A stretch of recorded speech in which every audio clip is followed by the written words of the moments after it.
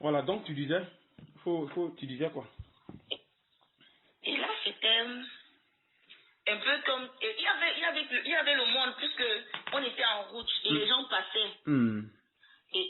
Et après ça, dans le quartier, tout le monde a commencé à m'appeler ma pasteur, les dînes.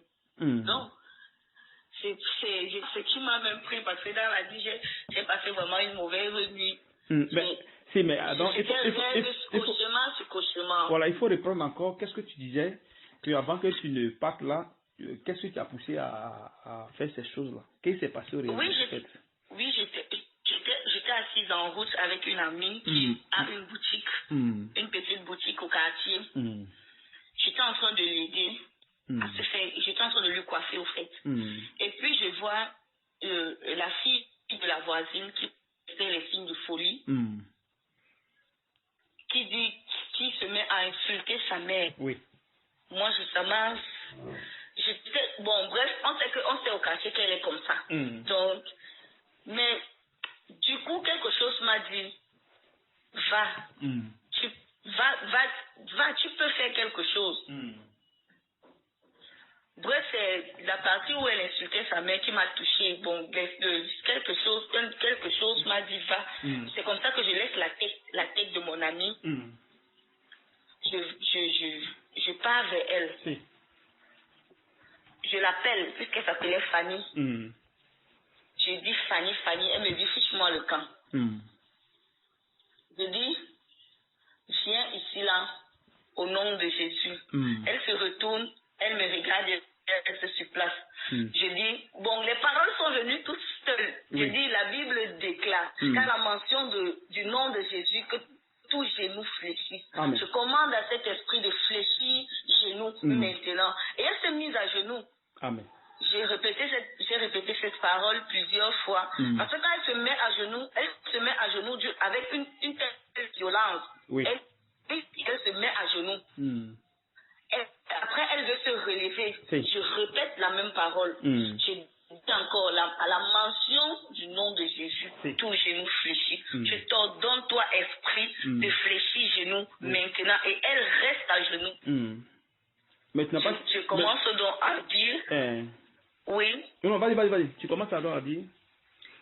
Je commence à dire que je commence à prier et demander la paix dans son corps au nom de Jésus. Je demande la paix dans son corps au nom de Jésus. Et elle s'est tout juste couchée et elle s'est endormie au sol.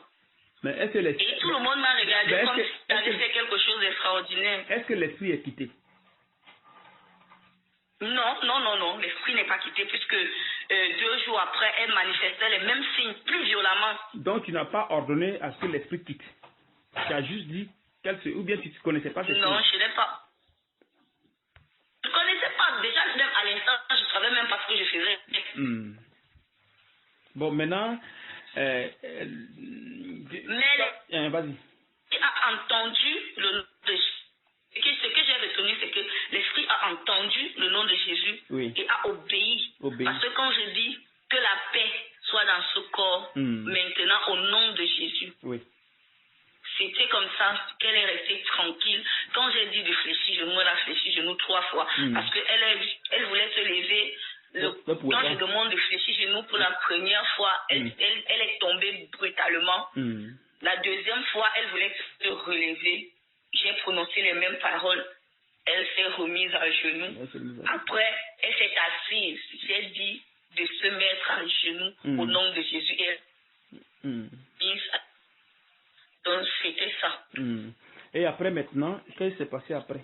Après que tu dis que... Après que tu es allé à la maison. Après qu'elle s'est endormie, et je suis restée toujours avec mon ami. Et puis, tout le monde qui passait, puisqu'il y avait déjà tout un monde.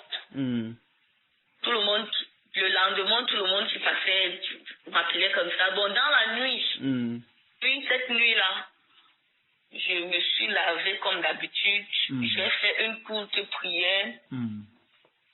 Je me suis couchée. J'ai fait un rêve concernant ce que j'ai fait. J'ai fait un rêve où j'étais avec la même fille dans un couloir. Oui, la fille pour qui j'avais prié. Oui. Dans un couloir. Et dans le couloir, il y avait un monsieur qui disait être son mari, je ne sais pas, son mari, son homme, je ne sais pas trop. Il m'a demandé de me mêler de ce qui me regardait. Bref, il n'avait pas un visage complet. Si. Un monsieur costaud. C'était un démon alors? Bon, je sais pas comment les démons se présentent. Il n'avait pas un visage complet. Bref, j'étais en train de vouloir parler à cette fille, puisque je passais, je croise cette fille, elle est assise. Je lui demande que Fanny, qu'est-ce que tu fais ici? Tu as encore fui la maison. Je vois le monsieur qui vient derrière elle. Il se place devant elle. Il mêle-toi de ce qui te regarde. C'est à toi, il dit ça quoi? C'est à moi qu'il s'adressait. Mêle-toi de ce qui te regarde. C'est comme ça que de sa poche, il sort un long couteau, je ne sais pas si le couteau c'était la machette. Un long truc comme ça de sa poche. Et je me mets à courir. En ce temps, elle-même, elle est restée. Je me mets à courir, il me suit. Je cours, il me suit. J'arrive dans un truc de couture. Une maison. Attends un instant. Une maison de couture. Attends un instant, pardon. Ok. Un instant, ne quitte pas. Tu disais, tu sais à quel niveau? Oui, j'étais. Dans le rêve là, ouais. Le gars t'a dit que mêle-toi de ce qui te regarde. Dans ma course, j'entre dans un salon de couture. Il te poursuivait, c'est ça? Je suis entrée. Oui, il me poursuivait toujours. J'ai pris dans le rêve même, j'ai eu un moyen de transport, une moto je suis montée sur une moto, mais il était toujours derrière. Il était derrière toi toujours? Je monte, oui. J'arrive dans une maison de couture, je suis entrée là. Et puis, je ne l'ai plus revu.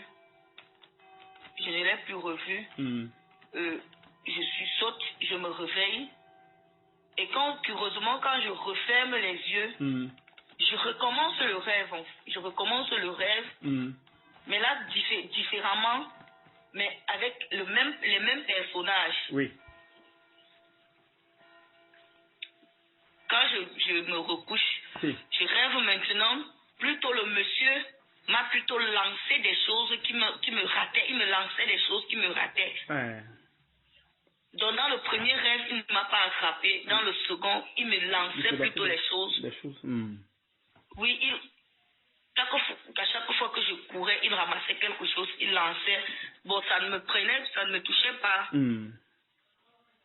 Et je me suis encore réveillée. Après, je me suis encore réendormie. Oui. J'ai fait un troisième rêve. Oui. Là, je suis entrée dans une maison où l'esprit y était. En voulant ressortir, les portes étaient fermées.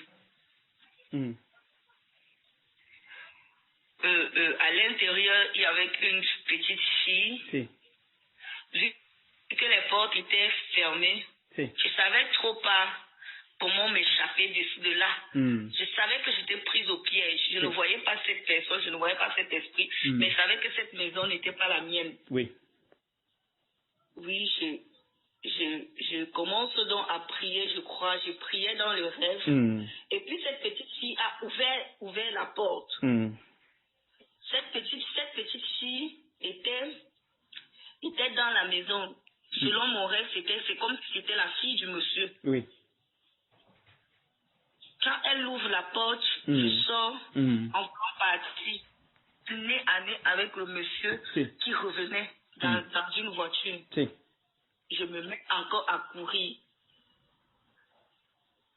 Je cours.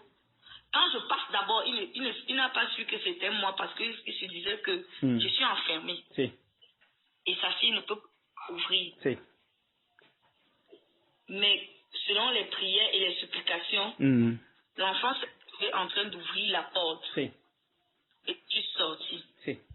Quand je sors donc de là, je me mets à courir. Je suis d'abord en train de marcher. Quand les voient passer, qui me regardent, ils ne savaient pas que c'était moi. Si. Après, ils me demandent de garer. Quand je vois comment ils ont garé, je me mets encore à courir. Je cours. Ils sont derrière moi. Je cours. Derrière moi avec la voiture. Arrivé à un niveau, j'entre dans un couloir, une route non goudronnée. J'entre là. J'entre. Je suis toujours en train de courir en appelant le nom de Jésus. Oui. Mais je me suis rendu compte dans mon rêve que plus j'étais essoufflée, plus la prière était faible. Plus je courais, plus la prière était faible. Oui, c'est-à-dire que tu... Ah oui, c'est ça. Et puis, oui, la prière était faible. C'était comme si ma prière ne montait pas en haut. C'est mais tu n'avais pas de foi parce que tu fuyais l'ennemi. Oui, je me disais, effectivement, dans le rêve, je me disais peut-être que peut-être Dieu n'existait même pas, s'appelait aussi comme ça. Oui, tu avais peur, tu avais la peur, non? Parce qu'avec la foi, on n'a pas peur. Et puis, quelque chose m'a dit, crie plus fort. Et c'est comme ça que j'ai crié plus fort. Jésus, et ils sont calés au niveau où ils étaient. Je me suis retournée, je les vois, ils n'arrivent plus à avancer. Je me suis donc mise à genoux et j'ai crié encore plus fort le nom de Jésus. J'ai crié tellement plus fort que le matin même, c'était comme si j'avais crié en vrai puisque la voix était partie. Amen. Oui. Amen. Et après maintenant? Un truc en moi. Plus fort parce que j'appelais le... Vas-y maintenant. Donc?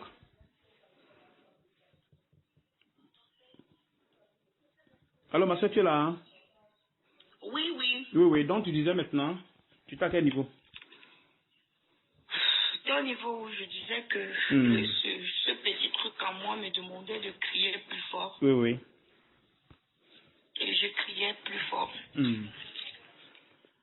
Et là, ils étaient bloqués au niveau où ils me poursuivaient. Oui.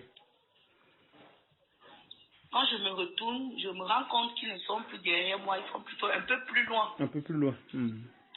Oui, je me mets dans les genoux, je crie encore plus fort le nom de Jésus. Je crie encore plus fort, je crie plus fort, jusqu'à ce que plus je criais fort, plus ça les repoussait un peu plus derrière. Derrière, jusqu'à ce que je ne les vois plus.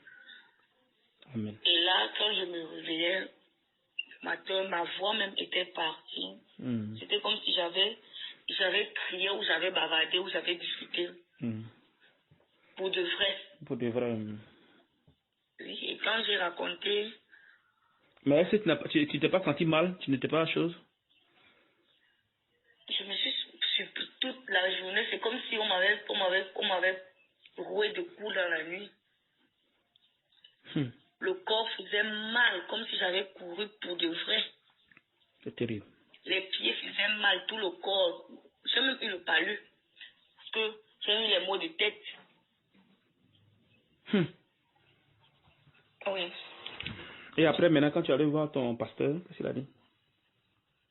Il m'a dit que, puisque je lui ai parlé de rêves successifs, il m'a dit de ne plus refaire ça. Parce que je ne sais pas quel esprit. Parce que peut-être c'est pas un esprit qui est là juste comme ça. Bon. C'est nous-mêmes qui partons chercher, faisons des pactes.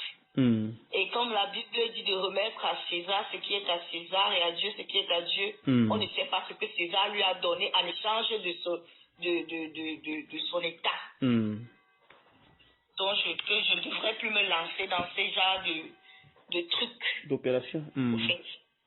Oui. Mais que ça Ça peut bien se faire parce que la Bible déclare que le corps est le temple de l'esprit. Donc ça pouvait bien se faire, mais je ne suis pas prête.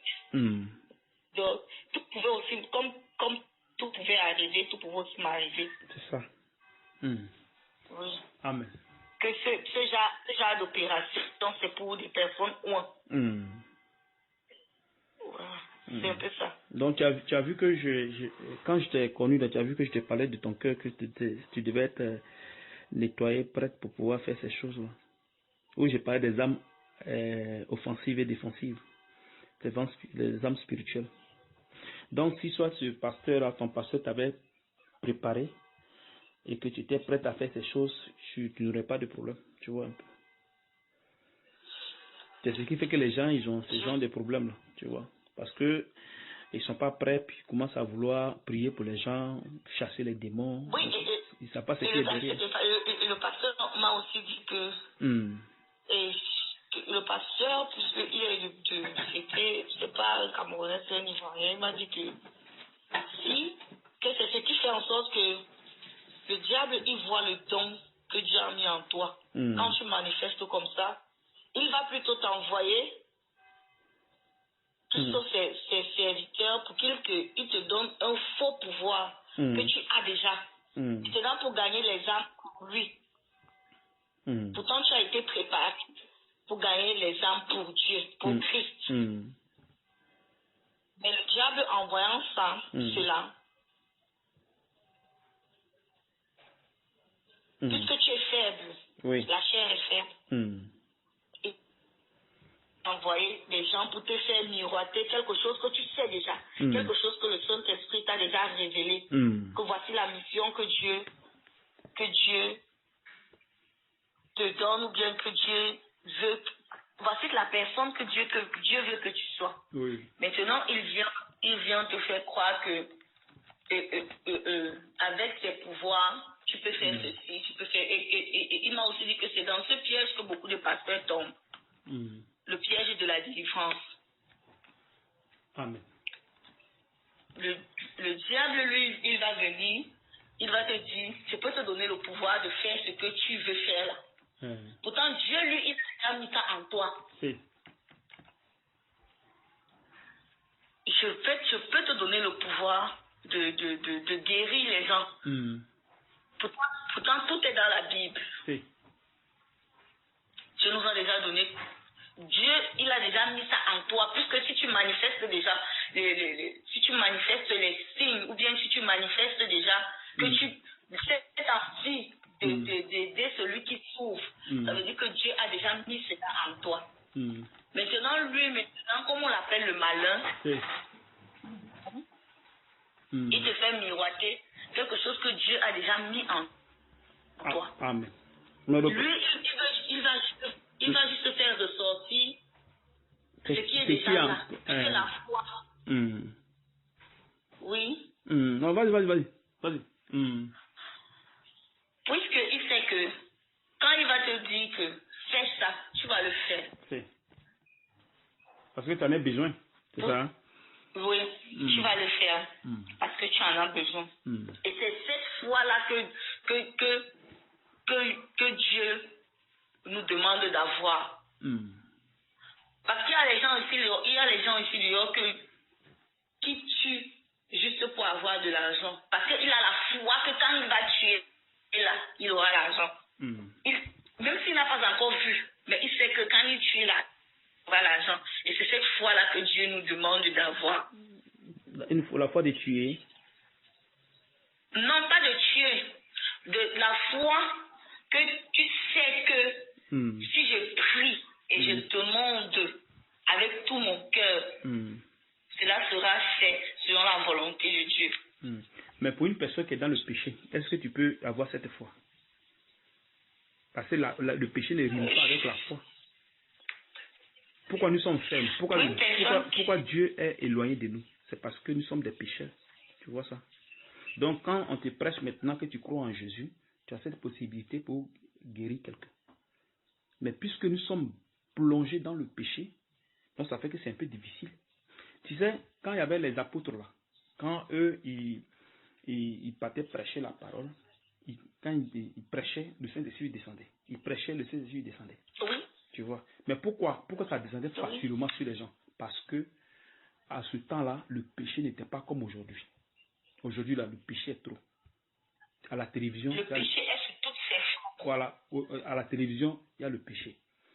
Tu vas dehors, il y a le péché. Tu montes dans la voiture, il y a le péché. La musique, il y a le péché. Voilà, tu écoutes la musique, il y a le péché. Tu rentres ici, il y a le péché. Tu tournes à gauche, il y a le péché. Tu tournes à droite, il y a le péché. Donc, c'est-à-dire qu'il n'y a pas d'inquiétude pour Dieu. Par contre, eux, ils étaient déjà avec le Seigneur. C'est-à-dire qu'ils avaient l'ancienne alliance. Donc, ils avaient cette crainte-là en eux. Donc, ça fait que c'était facile pour eux de recevoir le Saint-Esprit.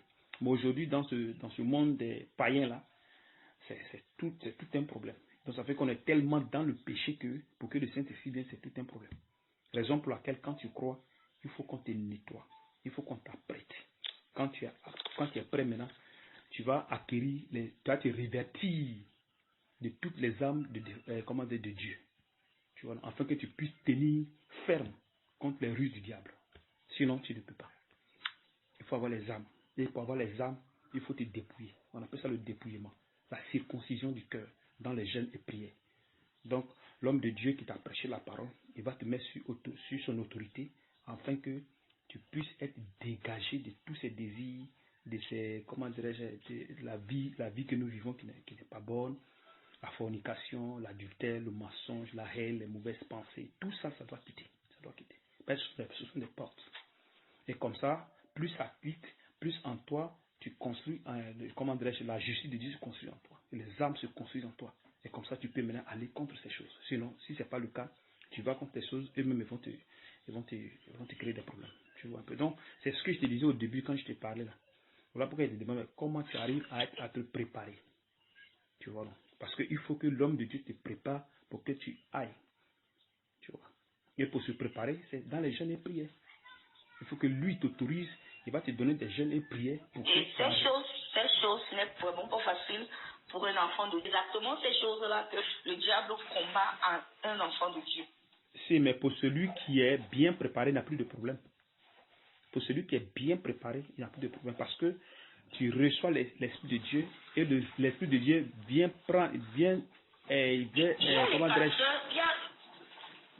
Il y a les pasteurs qui tombent toujours dans le piège du diable, du Satan, parce que il est là, puisque la Bible demande de ne pas forniquer. Il se retrouve en train de mettre une de ses servantes, de mettre une de ses fidèles. Personnellement, cela m'est déjà arrivé. Je suis comme ça, et un pasteur que je sais qu'il est marié, il sait qu'il est marié, mais ça a commencé, il commence à dire la princesse Jésus. Moi, je me dis peut-être que non, c'est parce que nous sommes à l'église et c'est un berger. Après, je vois c'est plutôt déjà autre chose. Non, je peux tout faire. Pour toi, c'est là je suis allée vers ma mère, je lui ai dit, voici ce que le pasteur me dit, et ceci, cela. Elle me dit, ben non, il faut quitter cette église. Donc, parce que une église où un pasteur commence à te faire des avances, lui, il est pasteur, il saura comment prier. Mais toi, tu vas porter puisqu'il est marié, tu vas porter ses fautes, tu vas porter le péché de la fornication, tu vas porter le péché de l'adultère, tu vas porter... Elle m'a cité tout un tas de péchés que je devais porter, j'ai dit non. Oui, mais c'est ce que je suis en train de dire là. Tu as vu que quand tu es venu là, c'est ce que je suis en train de te dire, que comment tu t'apprêtes. Est-ce que tu vois? Parce que c'est pas parce qu'il est pasteur qu'il ne peut pas pécher. Parce que s'il n'est pas préparé, il va tomber dans le péché. C'est ça qui est le problème. Voilà. S'il n'est pas préparé lui-même. Et il y a beaucoup d'hommes de Dieu qui induisent les autres en erreur. Oui, c'est les fidèles. Oui, c'est ce que je suis en train de dire là, que toi, si tu n'es pas toi pasteur, si tu n'es pas préparé pour ces choses, tu vas tomber dans le péché.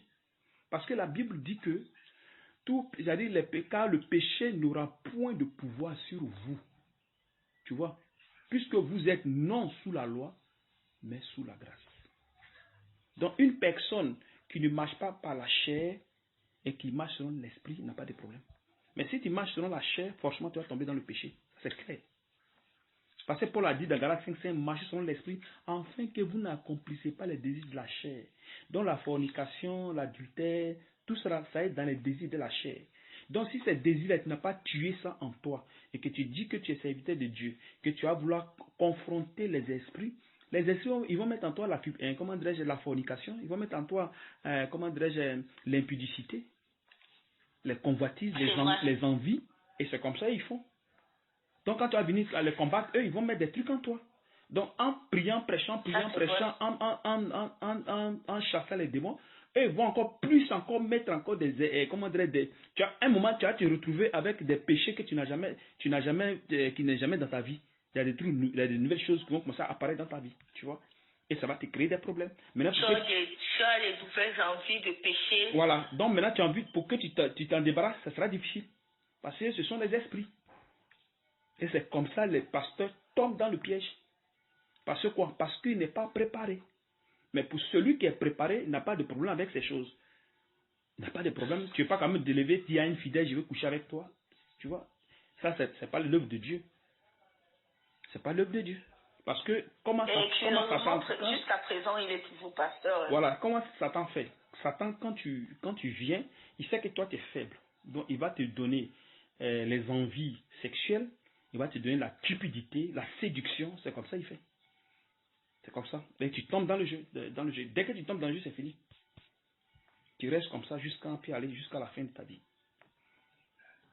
Mais les serviteurs de Dieu, ceux qui sont appelés par le Seigneur, même si pour l'instant ils n'ont pas encore ils n'ont pas encore reçu l'esprit, ils ne sont pas encore prêts, à un moment donné, Dieu les récupère après. Dieu les récupère pour les nettoyer, pour les mettre sur le chemin. Sinon, normalement, on ne suit pas Dieu dans la chair. Il faut d'abord que tu sois préparé. Le cœur soit nettoyé, afin maintenant que la personne aille combattre les esprits. Tu vois un peu. Donc il y a des pasteurs, qu'est-ce qu'ils font? Quand les fidèles sont là, allez-y chasser les démons, faites ceci, allez-y prêcher. C'est dangereux, c'est pas bon. Il faut d'abord préparer la personne. C'est très très important. Donc voilà pourquoi je te posais toutes ces questions-là, pour te dire mais comment est-ce que tu es prête? Est-ce que ton pasteur te fait ceci? Est-ce que ton pasteur fait... Voilà pourquoi je te posais la question. Parce que tous ces trucs-là, je connais, voilà pourquoi je te posais la question. Tu comprends, ma soeur? Donc merci pour le témoignage. Merci beaucoup. Merci à vous aussi pour votre temps. Oui, mais tu sais que c'est mon travail, hein, donc il n'y a pas de problème. Comme je t'avais dit, c'est mon travail. Donc quand tu seras prête, si tu es d'accord, il n'y a pas de problème. Si tu es d'accord. Je sais que vous aurez encore quelques minutes comme ça pour moi. Non, mais moi, j'ai toujours le temps pour les gens. Je peux taper 7 heures, 8 heures, 9 heures, il n'y a pas de problème. Mais c'est mon travail. Je ne travaille pas c'est mon travail. Le Seigneur m'a mis là pour pouvoir recadrer ses enfants. Recadrer les enfants, les préparer pour qu'ils reçoivent le Saint-Esprit. Et maintenant, il va les donner maintenant l'œuvre pour laquelle il les a appelés dans son corps. Tu vois un peu. Toi, ici, ici là, tes soeurs sont là, tes frères, ils attendent. Ils attendent. Il y a d'autres qui ont déjà reçu le Saint-Esprit. Il y a d'autres qui attendent. Et actuellement, ils sont transformés. Voilà, ce sont ces messages que tu es en train de voir là. Les messages que je publie là. Dans le groupe là. Le groupe où tu te trouves là. Ce sont tes soeurs là. Puis ils font des témoignages. Il y a d'autres qui laissent sa vie. Ils sont transformés. J'ai créé. C'est toi qui as créé le groupe? C'est moi qui crée le groupe, oui. C'est moi qui crée le groupe. Et je priais. Quand je dis que j'ai perdu le zèle complètement, je priais parfois dans le groupe. Je priais pour certaines personnes. Certaines personnes aussi venaient. Il y a une femme qui a quand même, que j'avais fait une petite courte prière pour elle. Elle m'a dit, ces choses sont en train de s'améliorer et tout. C'était une femme en tenue. Elle avait beaucoup de problèmes et elle m'a expliqué, ça m'a touché. On a prié au téléphone. Et elle m'a dit que ça s'améliorait, on priait de temps en temps. Je ne sais plus trop où elle est partie. Bon, après j'ai abandonné le groupe. Bon, maintenant que toi, tu es maintenant attaqué, tu es devenu maintenant faible. Et c'est comme ça. Voilà. Parce que tu n'as pas été préparé. Donc, quand on n'est pas préparé, c'est comme ça fonctionne. Au début, après, paf, allez, c'est fini. Donc, il faut que tu sois préparé, il faut que tu reçoives l'esprit. Et maintenant, l'esprit prend maintenant la plénitude. Il faut que elle soit pleine en toi. Et il soit plein en toi, l'esprit. Donc quand il est plein maintenant, tu peux maintenant travailler tranquillement. Paul va dire, si je vis, ce n'est plus moi qui vis, c'est Christ qui vit en moi. Donc, voilà, donc le péché n'a plus de pouvoir sur ta personne. Mais si le péché a pouvoir sur toi, c'est que tu as un problème. Tu vois. C'est la raison pour laquelle on ne se lève pas pour faire les choses. Il faut que ça soit ordonné par l'esprit. Donc quand tu te lèves pour faire les choses, Dieu te vend. Parce que tu es dans le désordre, dans la désobéissance. Donc il te vend. Tu vois, il y a plein de sœurs qui font ça. Elles se lèvent le matin, elles vont prêcher. Elles se lèvent le matin, elles vont enseigner. Elles se lèvent le matin, elles créent des groupes. Elles font ceci. On leur dit non, on ne fait pas ça. Non, non, non, la femme doit faire. On dit la femme ne fait pas ce genre de choses. Écoutez ce qu'on vous dit, mais les gars ne veulent pas. Après, mais elles se retrouvent dans les problèmes. Dos au mur. Tu vois. Donc, c'est un peu ça, ma soeur. Donc, il n'y a pas de problème. Moi, je suis là. Moi, pour moi, il n'y a pas de souci. Il n'y a pas de problème. Donc, à toi de voir. Si tu veux vraiment être préparé pour comment dirais-je, pour que le Seigneur puisse te révéler ce qui t'attend, moi, il n'y a pas de problème. Mais ici, il faut te dire qu'ici, c'est le jeûne. Le Saint-Esprit a mis le jeûne ici. Donc, ici, c'est le jeûne. Pour que le cœur soit nettoyé. Le cœur dont parle Jésus dans Matthieu 15, 19, là, le verset que tu viens de lire là. Là, il faut enlever sur le cœur tous ces déchets là. Tous ces déchets qui sont sur le cœur, il faut enlever. Sinon, si le cœur est plein de déchets, si tu as la colère, comment tu fais pour pratiquer les trucs de Dieu? Non, c'est pas possible. La colère ne va pas avec. Il faut qu'on te décharge de cette colère là pour que tu aies la paix dans le cœur. Quand tu as la paix maintenant. J'ai beaucoup de colère, je me fâche super vite. Voilà, tu as vu. Donc cette colère ne peut pas te permettre de faire ces choses. C'est pas ça. Ça m'arrive même parfois de me fâcher. Voilà. Ça m'arrive même parfois de me fâcher à l'église. Tu fais juste que quelque chose m'énerve, je sors, je pars. Voilà. Parce que quoi? Parce que on t'a pas. Parfois je peux arriver comme ça et j'arrive. On dit que pendant que le pasteur est en train de prêcher, on n'ouvre pas la porte, moi je pars, je rentre. Voilà, ça c'est l'esprit de colère. Donc il y a un esprit qui fait ça, il y a un esprit qui te pousse à faire ça, ça t'excite à faire ces choses. Donc il faut que cet esprit quitte en toi. Si ça quitte pas en toi, Dieu te voit comme une personne souillée. C'est ça le problème. Il te voit comme une personne souillée. Pourtant que lui vient prendre une église sans tache ni ressemblance, irrépréhensible, saint. Tu vois. Mais si toi tu as ces trucs là, comment tu fais? Tu vois un peu. Donc c'est un peu ça. Donc la balle est dans ton camp, moi je suis là. Il n'y a pas de problème, ma soeur. Que le Seigneur te fortifie. Tu as quelque chose à dire? Merci. Non, ça va, merci, juste merci. Et merci, je rends grâce aussi à Dieu d'être passé par vous pour m'apprendre aussi certaines choses aujourd'hui que quelqu'un ne peut pas se faire tout seul. Voilà, pour que tu grandisses. Amen. C'est que si je suis là, si tu dois nous suivre, même si tu veux ou tu ne veux pas ou tu vas venir. Donc les œuvres de Dieu, on ne force pas. Les gens qui forcent les gens à devenir des chrétiens, on ne fait pas ça. Non, c'est le Seigneur seul qui travaille dans le cœur de l'homme. Tu vois un peu. Donc que le Seigneur te fortifie. Et bonsoir ma soeur. Ciao. Amen. Ciao. Merci. Tu peux me contacter quand tu veux, je suis là. Tu m'amènes souvent des messages, il n'y a pas de problème. Si tu es prête, il faut te dire que ici c'est le jeûne. Ici c'est le jeûne. Ok, merci. Voilà, donc Je suis pasteur. voilà, il faut déjà t'attendre à ça. Ok. Merci pasteur. Ciao ma soeur. Ciao.